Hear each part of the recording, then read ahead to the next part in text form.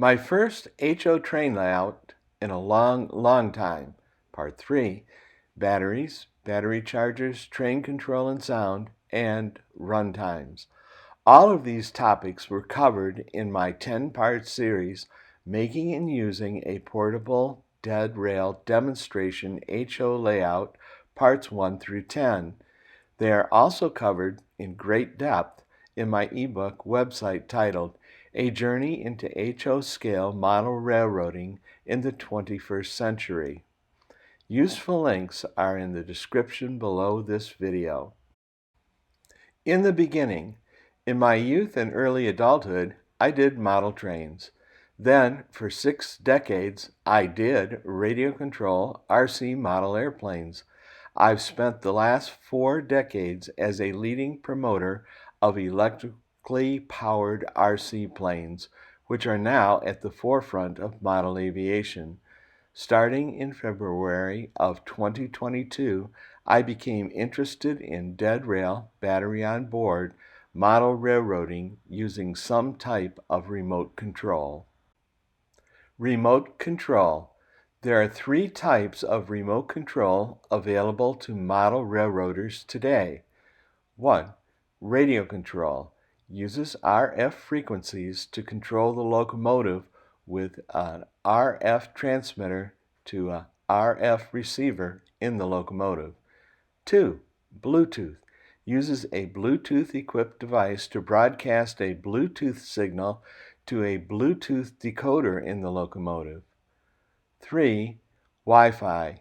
Uses a Wi-Fi equipped device to make a connection between it and a Wi-Fi router in the Wi-Fi decoder in the locomotive. LocoFi. In March of 2022, I chose to go with LocoFi, the Wi-Fi option for remote control. It was the only option I had at that time, and it has turned out to be the best for me. The LocoFi system is easy to install, works well, and has super great support behind it. I highly recommend it. Blunami by Soundtraxx.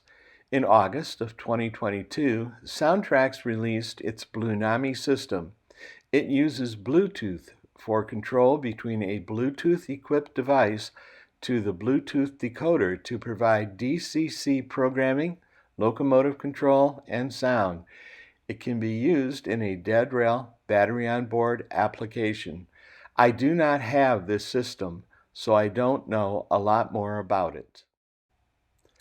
What I've learned about batteries and battery placement for HO-size locomotives. My first dead rail conversion was an eye-opener. I learned a lot, but made some serious mistakes. I have noted the mistakes in my ebook. The biggest mistake on my first conversion was twofold. I used a hobby-grade lithium polymer pouch, LiPo, battery, and put the battery into the locomotive. LiPo-type batteries should never be used in a locomotive or even a trailing battery car. LiPo-type batteries can be dangerous to use and difficult to charge correctly and store correctly. There is a lot more information on this topic in my ebook. It was also very difficult to squeeze the battery and LocoFi decoder and speaker into the shell of the locomotive. It required the shell to be removed to change the battery, and charging was a pain. The connector was not a good choice. The first attempt at using Dead Rail and LocoFi led to a lot of learning, research, and knowledge. Number 1, my knowledge of lithium-based batteries increased through a lot of research. Number 2, LiPos should not be used to power model railroad locomotives. Number 3, a trailing battery car is the best place for the battery in HO scale. Number 4, I learned how to install a LocoFi decoder with its attached speaker. 5, I learned how to program LocoFi and use all of its features. 6, I learned more about posting videos to YouTube. 7, I created a portable dead rail layout of unconventional materials. 8, I learned what type of connector not to use. 9. I learned that removing a locomotive shell can be a big deal because of the couplers. 10. My soldering skills got better. Conversion 2. Using a trailing battery car. A trailing battery car, a 53-foot gondola, was created for the second conversion. After a lot of research, I decided to use two-place AAA battery holders for use with 3 lithium manganese oxide, IMR, 10-440 size 350 milliamp hour cylindrical batteries in the battery car.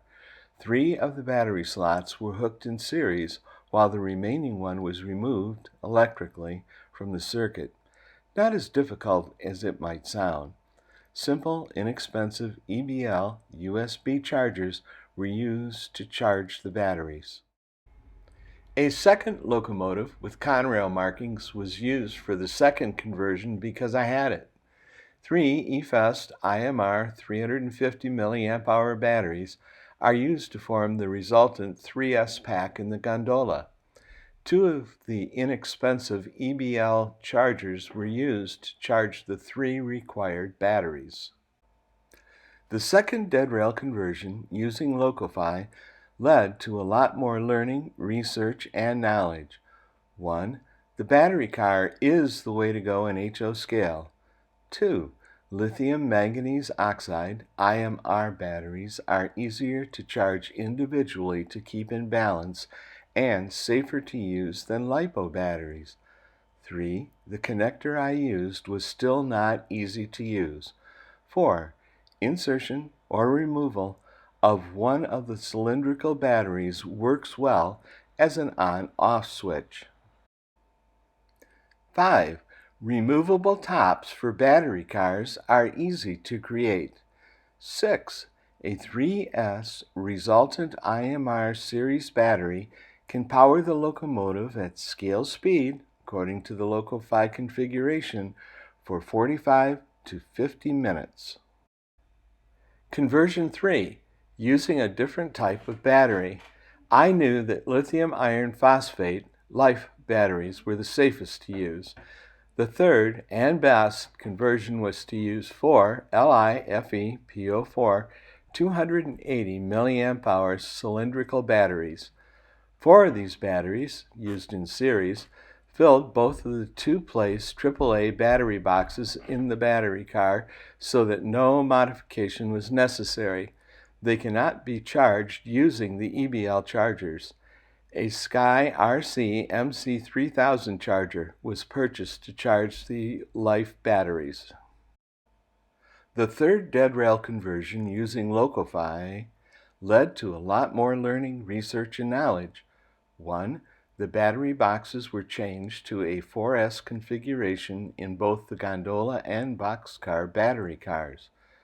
2. A dummy battery connector supplied with the Soshine 280 milliamp hour LiFe batteries was used to continue to use the 3 IMR 350 milliamp hour batteries in series as the resultant battery. 3. The 4S resultant LiFe series battery can power the locomotive at scale speed according to the LocoFi configuration for 45 to 50 minutes. 4. LiFe batteries require a more expensive multi-chemistry charger. 5. Micromark connectors were exactly what I was looking for. 6. Both trains can run for 45 to 50 minutes using either type of battery. Prototypical run times of up to 2 hours are possible. If 45 to 50 minutes is not enough prototypical runtime, multiple sets of batteries can be used and swapped, or a 3S resultant pack of 14500 size AA IMR, not LiFe, may be used in an AA 3 battery holder. That yields about 2 hours of prototypical runtime. Note the battery holder is AA, not AAA. 3 eFest 14500 size 650 milliamp hour IMR batteries installed in a 3-battery AA battery box. Prototypical run times of up to 2 hours are possible. The EFES 14500 size 650 mAh IMR batteries can be charged using the inexpensive EBL USB chargers with no modification, adding Velcro, to the chargers. The AA batteries are more difficult to insert and remove from the AA battery box compared to the AAA sizes with their AAA battery boxes. The following 2 video clips demonstrate how easy it is to load the batteries and put the respective tops on each battery car. That makes battery installation super simple, as well as swapping batteries for a longer session. The Conrail battery is a 4S Soshine Life battery, and the CSX is using a 3S EFES IMR battery with a dummy connector battery in one of the battery box's slots. The LocoFi app is also demonstrated controlling both locomotives at the same time. Adding the 4th battery, you will hear the connection. Putting the boxcar on.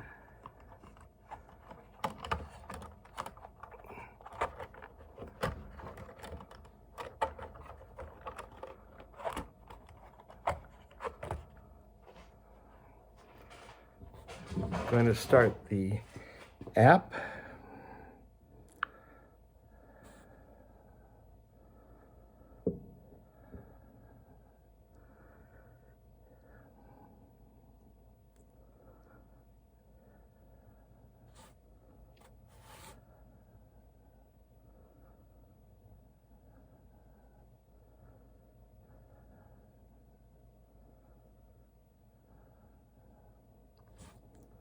Manage.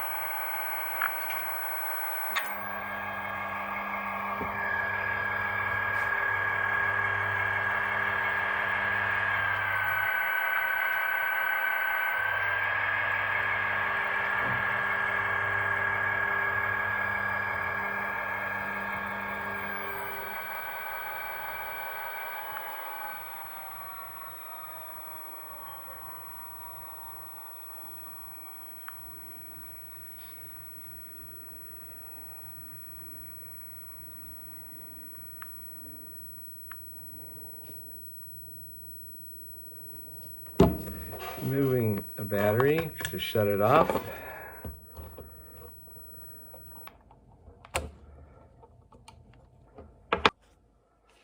Inserting the battery.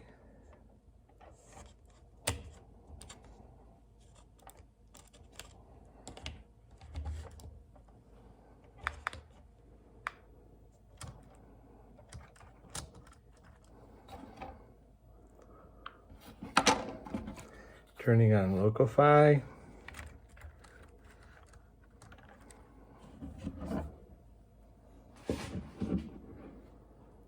This time both of the trains come up because they're both on. Manage, manage. CSX. Turn it on. Conrail. Turn it on.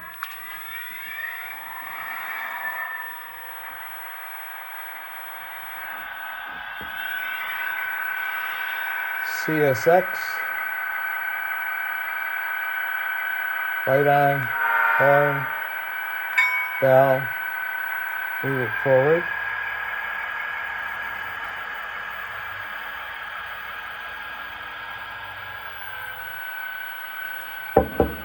Switch it to the Conrail. Change it to reverse. Move it in reverse. It's coming.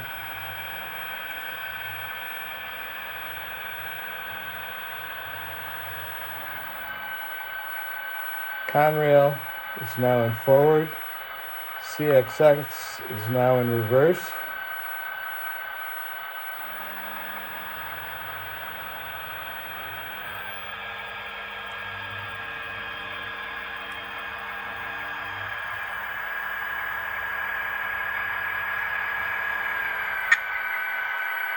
And it's all good. Shut them down.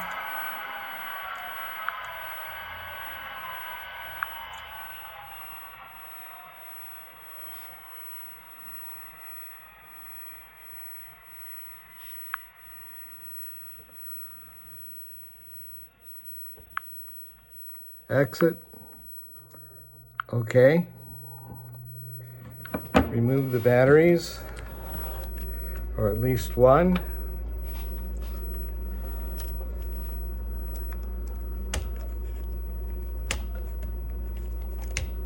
Not that hard. So we can get the boxcar back here.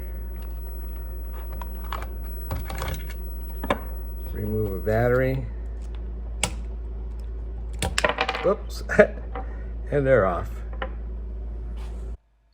I suggest that my ebook website, A Journey into HO Scale Model Railroading in the 21st Century, should be checked at least on a monthly basis to see what I've learned, relearned, and where I'm going next with this project.